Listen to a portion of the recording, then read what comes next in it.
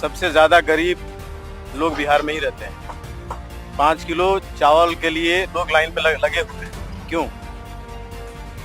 देश आज़ाद हुए काफ़ी समय हो गया। अगर 1% भी तरक्की हुई रहती, विकास हुआ रहता, तो बिहार के लोग मारे मारे दूसरे राज्यों में नहीं जाते।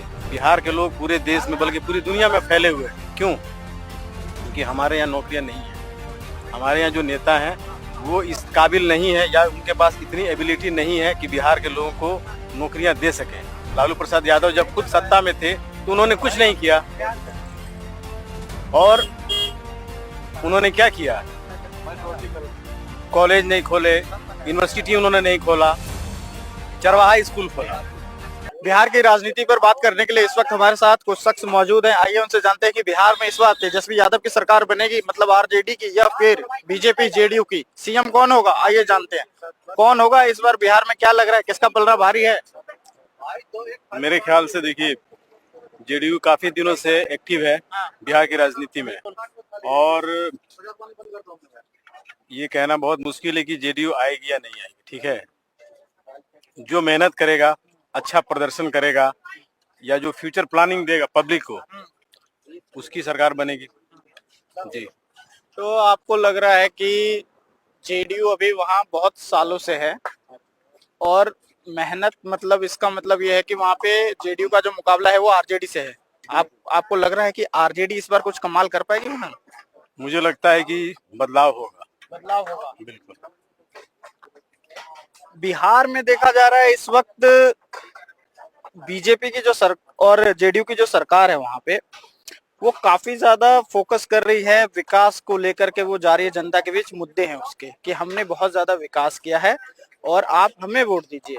कैसे देखना है नरेंद्र मोदी इस जो बात कर रहे हैं, नीतीश कुमार जो बात कर रहे हैं, उनके बातों में दम है? ऐसा कुछ नहीं है, ग्राउंड रिपोर्ट कुछ अलग ही है। अगर आज भी जाएंगे तो सबसे ज्यादा गरीब लोग बिहार में ही रहते हैं। 5 किलो चावल के लिए लोग लाइन में लगे हुए हैं। क्यों? देश आजाद हुए काफी समय हो गया। अगर 1% भी तरक्की हुई रहती, विकास हुआ रहता, तो बिहार के लोग मारे मारे दूसरे राज्यों में नहीं जाते। अगर वो विकास की बात कर रहे हैं, करने की बात कर रहे हैं, इसका मतलब कि विकास उन्होंने किया ही नहीं है। उन्होंने सिर्फ अपना विकास किया है, पार्टी का विकास किया है, जनता का भला नहीं किया उन्होंने। ठीक है, मैं भी बिहार से हूँ, मैं दिल्ली में काम कर रहा हूँ। क्यों काम कर रहा हूँ? क्योंकि हमारे यहाँ नौकरी नहीं है। अगर हमारे यहाँ नौकरी होती तो मैं यहाँ पे नहीं होता। ये हकीकत है। बिहार के लोग पूरे देश में बल्कि पूरी दुनिया में फैले हुए हैं। क्यों? क्योंकि हमारे यहाँ नौकरियां नहीं है। हमारे यहाँ जो नेता हैं वो इस काबिल नहीं है या उनके पास इतनी एबिलिटी नहीं है कि बिहार के लोगों को नौकरियां दे सकें। वो केंद्र से फंडिंग नहीं ले पाते हैं, और लेते भी हैं तो उसका कोई यूज नहीं होता है। ये हकीकत है। तो इस बार आप कह रहे हैं कि बिहार में सत्ता परिवर्तन होगा, इसका मतलब तेजस्वी यादव और कांग्रेस यानी राहुल गांधी एकजुट हैं, ये इनकी सरकार आ सकती है आपके हिसाब से? कितनी सीट दे रहे हैं आप इनको इस बार?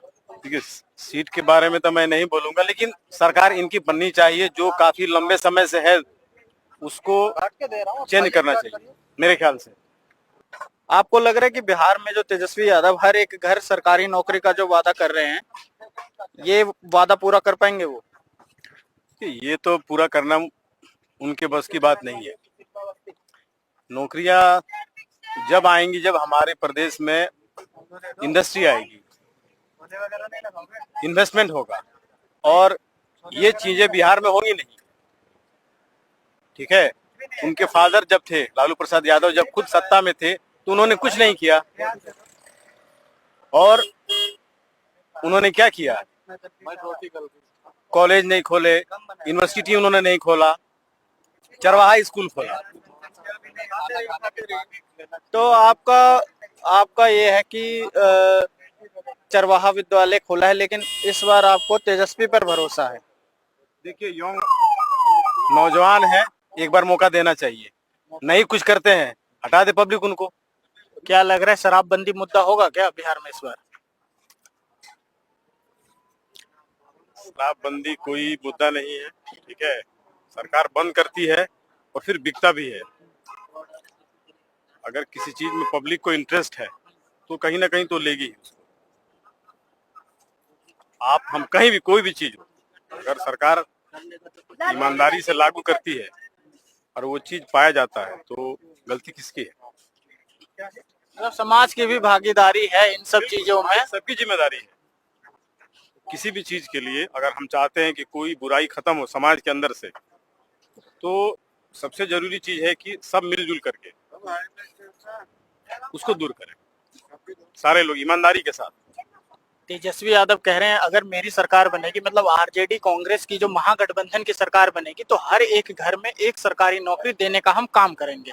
20 दिन के अंदर मसौदा तैयार करेंगे और सभी को नौकरी देने का काम करेंगे। क्या लगता है आपको 100% इसमें वो हो पाएंगे सक्सेस?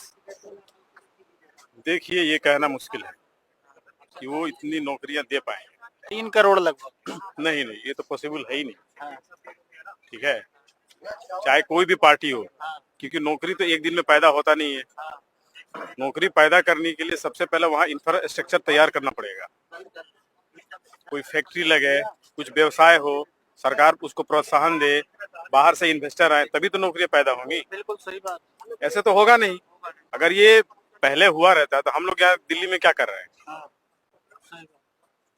कहीं ना कहीं तो हमारे सिस्टम में कमी है, या जो सरकार बनाता है, जो गद्दी पे बैठता है, कहीं ना कहीं तो जरूर कमी है कि हम लोग बाहर हैं। आप सबको नौकरी नहीं दे सकते, सब व्यवसाय नहीं कर सकते हैं, लेकिन कुछ ऐसा सिस्टम तो बना सकते हैं कि जो योग्य है उनको नौकरियां मिले। ये तो हो सकता है ना।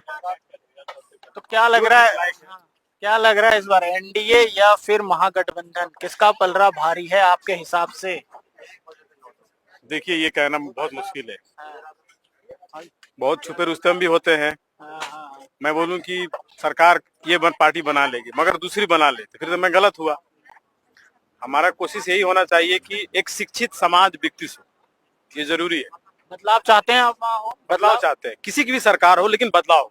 मतलब नीतीश के अलावा और कोई सत्ता परिवर्तन हो वहाँ पे, चाहे वो प्रशांत किशोर हो या तेजस्वी यादव, कोई भी आए वहां पर बदलाव हो। बदलाव बिल्कुल। उब गई है वहाँ की जनता।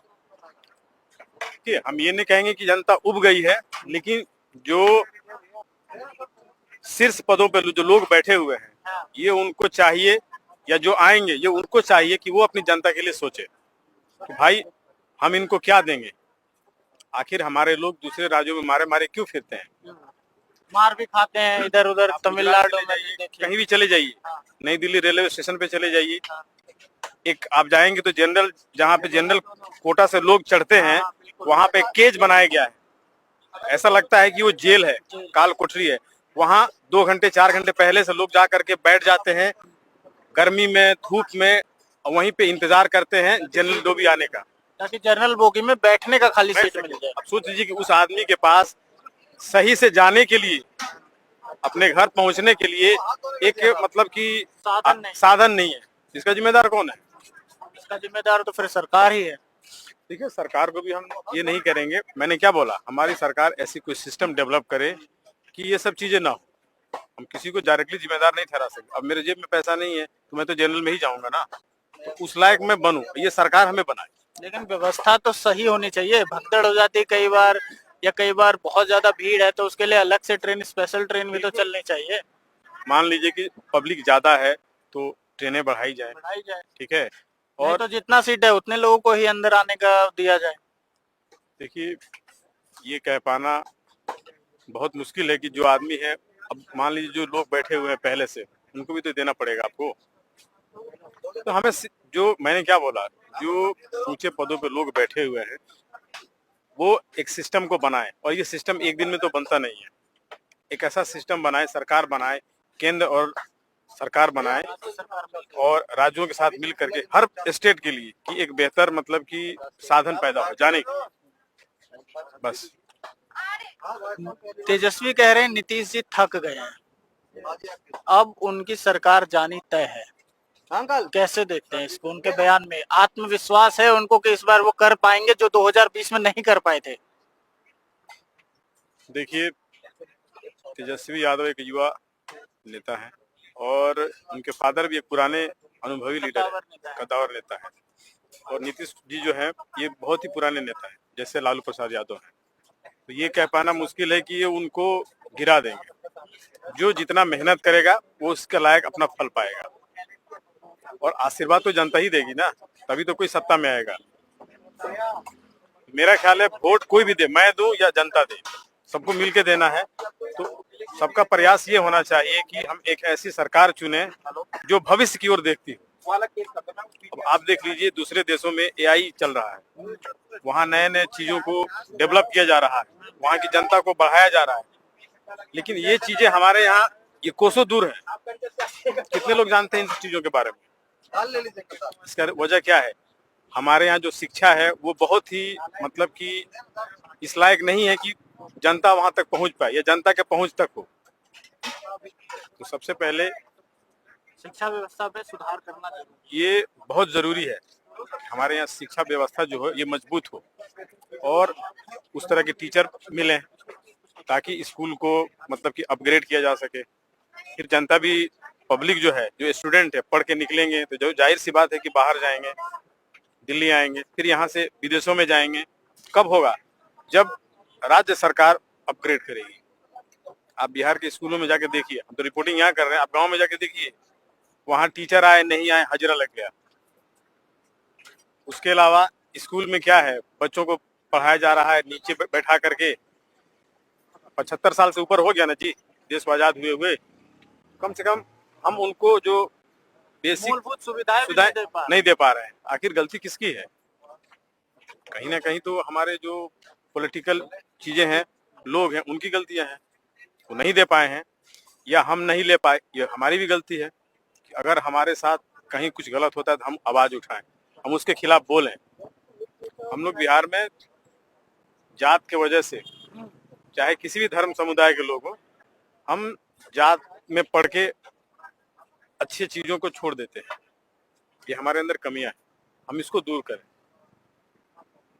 एक दूसरे का सहारा बने, एक दूसरे का हाथ पकड़े, एक दूसरे का कंधा से कंधा मिला के चले, तभी बिहार तरक्की करेगा। हम अगर एक दूसरे की गलतियों को देखेंगे तो हम आगे नहीं बढ़ेंगे, हम एक दूसरे के अंदर अच्छाई ढूंढें, तभी हम आगे बढ़ें।